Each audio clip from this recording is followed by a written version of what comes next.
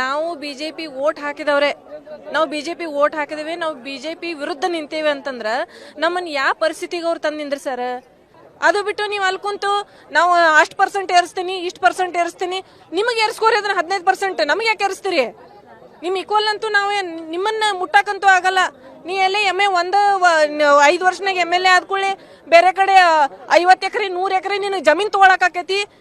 ಯಾರಿಗೆ ಕಮ್ಮಿ ಐತಿ, ಹೊಟ್ಟಿಗೆ ಬಟ್ಟಿಗೆ ಏನ್ ಕಮ್ಮಿ ಐತಿ ನೀನ್ ಖಬರಿಲ್ಲ. ಮತ್ತೆ ಹರಾಮ್ಕೋರ್ ಕೆಲಸ ಇದು ಇವ್ರು ಮಾಡಾಕತ್ತಿದ್ದ.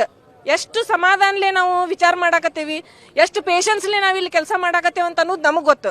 ಎಲ್ಲಾ ಸಮಸ್ಯೆಗಳ ಇದ್ರೂ ಕೂಡ ನಾವು ಪೇಷನ್ಸ್ಲೆ ಅದೇವಿ, ಇನ್ನೂ ಪೇಷನ್ಸ್ಲೆ ಹೋರಾಟ ಮಾಡಾಕತ್ತೇವಿ ಅಂತಂದ್ರ ನೀವು ಮಾನವೀಯತೆಯಿಂದ ನಮ್ಮನ್ನ ತ್ರಾಸಗಳನ್ನ ಅರ್ಥ ಮಾಡ್ಕೊಳ್ಳಿ ಅಂತ ಹೇಳಾಕತ್ತೇವಿ.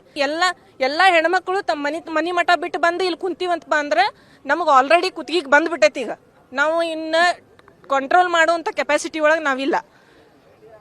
ಅವ್ರು ಈ ತಮ್ದು ಪಕ್ಷ ಉಳಿಸ್ಕೋಬೇಕಂತಂದ್ರ ನಮಗ ಅವರು ಏನ್ರ ಒಂದು ನಮಗ ಖಾಯಮತಿ ಮಾಡ್ಬೇಕು. ಇಲ್ಲಪ್ಪ ಅಂದ್ರ ನಾನು ವೈಯಕ್ತಿಕವಾಗಿ ಹೇಳಾಕತ್ತೇನಿ, ನಮ್ಮ NHM ಒಳಗುತ್ತಿಗೆದವ್ರು ಏನೇನ್ ಅದಾರಲ್ಲ, ಯಾರು ಕೂಡ ತಾವು ತನ್ನ ಜೀವ ಇರುವವರೆಗೂ ಇವ್ರಿಗೆ ಓಟ್ ಹಾಕ್ಬಾರ್ದು. ನಮ್ಮ ಜೀವಗಳು ಇರುತ್ತ ನಾನು ಈ ಬಿಜೆಪಿ ಅನ್ನೋ ಪಕ್ಷಕ್ಕೆ ಓಟ್ ಹಾಕಲೇಬಾರದು. ನಾವು ಹಾಕುದೂ ಇಲ್ಲ. ನಮ್ಮ ಮಕ್ಕಳು ಹಾಕಿದೀವಿ ಸರ್, ನಾವು ಇವ್ರಿಗೆ 2 ಸರಿ ಓಟ್